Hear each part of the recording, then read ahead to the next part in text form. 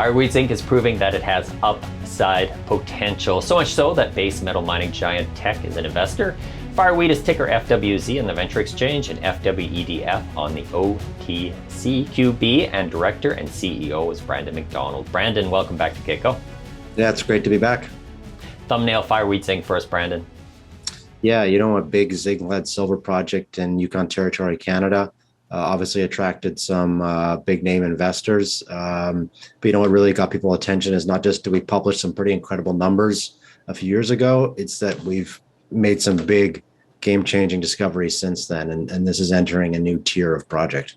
Brandon, I want to get into that upside you mentioned in a minute. But first, what do investors need to know about zinc? What's the supply picture years out, Brandon?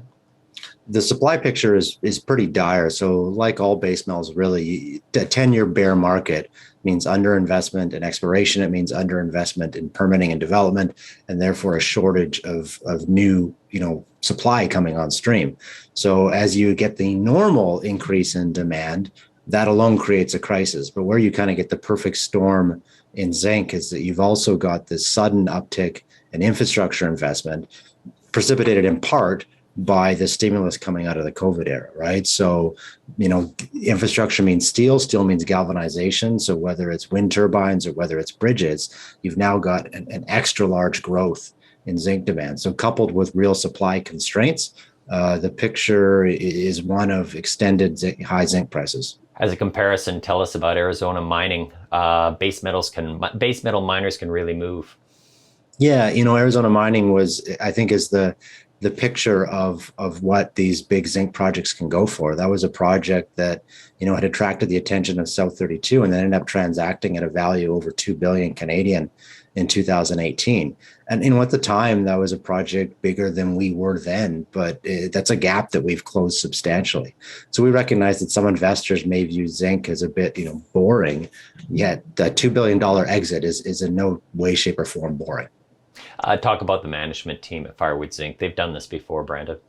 Yeah, I think it starts with our chairman, John Robbins, who has been involved in companies like Kaminak, Great Bear, been involved in multiple, billion plus transactions, and that expertise and that savvy in the markets and on the exit is critical. And then you've got on the ground, you've got a bunch of people from explorationists to, development people who really understand Yukon and who have, been part of the teams that permitted mines in Yukon, who've been in the part of the teams that have explored and found mines in the Yukon.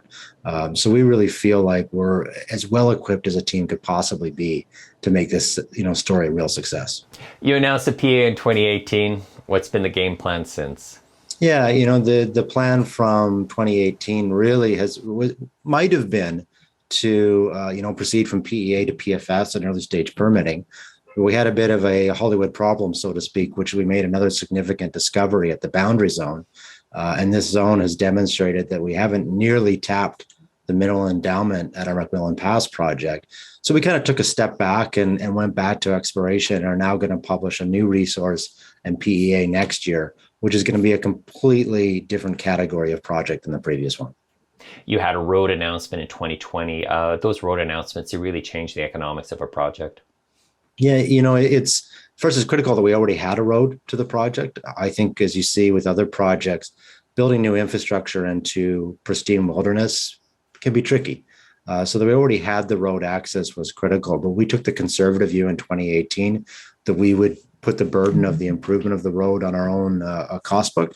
But in 2020, as you mentioned, the Yukon government, in combination with the federal government through the Resource Gateway project, committed $71 million to our access roads. So that's a massive lift off the capital expenditures required to build this project. Tell us about community relations. Look, it's critical. The closest small town is a place called Ross River.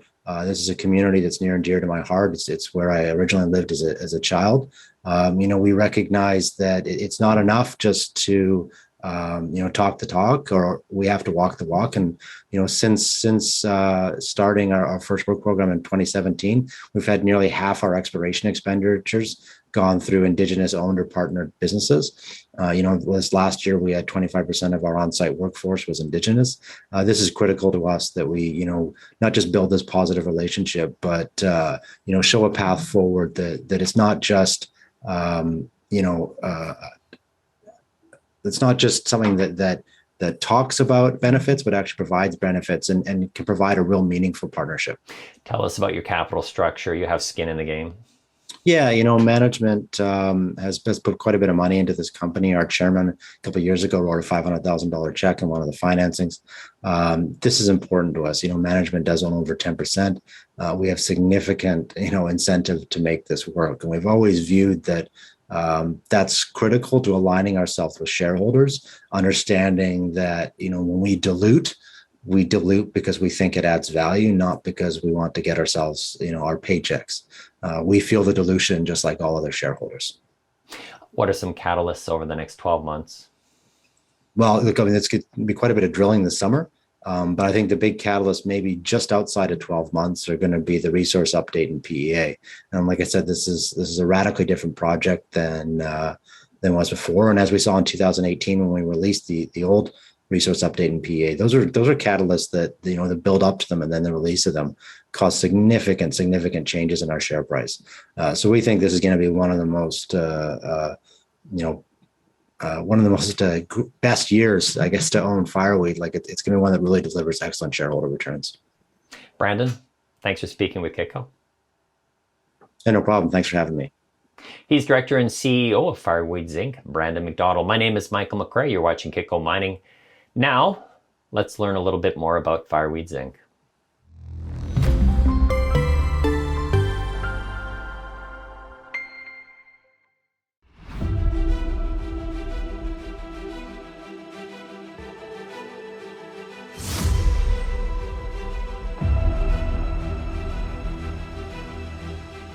Welcome to the Invest Yukon virtual tour. I'm Brandon Macdonald, CEO of Fireweed Zinc, and we're here at our Macmillan Pass Project located in eastern Yukon Territory. Comprising 940 square kilometers of claims, our project's located within the traditional territory of the Ross River Dene Council, the Natchitoches and Liard First Nation.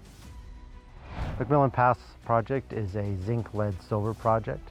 It consists of 4 known deposits, the Tom, Jason, End Zone, and Boundary Zone. This year we're really looking to follow up on the exploration we did last year, which resulted in the discovery of the Boundary West Zone. This year we'll be hopefully delineating more of that zone, as well as drilling at the Boundary Zone.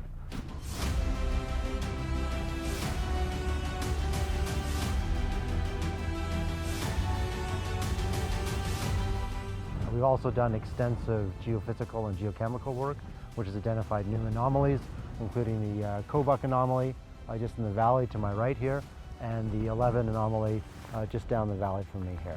2021 is going to be about a $5 million program for Fireweed. Most of that goes to diamond drilling, but quite a bit does go to geophysics, geochemistry, and mapping.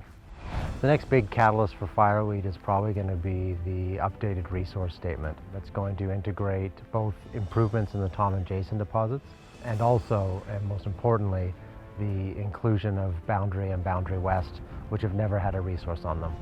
We're lucky that we have a road that runs straight to the project. The road was built during the Second World War by the US Army, but has been used since and is maintained by the government. This helps not just keep our exploration costs down, but provides a starting point for infrastructure when we look to build the project and enter production. One of the important things to Fireweed is to be a good corporate citizen. I was born here. All of our employees have extensive experience in Yukon. We're privileged to be partnered with companies that are wholly owned by Indigenous groups or in partnership with Indigenous groups, and this is incredibly important to us. Fireweed's lucky that we have several significant shareholders, including both Teck and Hud Bay. Although they were both vendors of part of the project, Teck then followed that on with their cash investment in 2019. Probably what excites me most about the Macmillan Pass project is the existing resource in Tom and Jason alone already rank this as one of the largest undeveloped projects in the world. But then you take that and you add in the potential at Boundary Zone, the potential in the other zones along this fertile corridor that we've identified, and you're looking at a project that has really nearly unmatched global resource potential.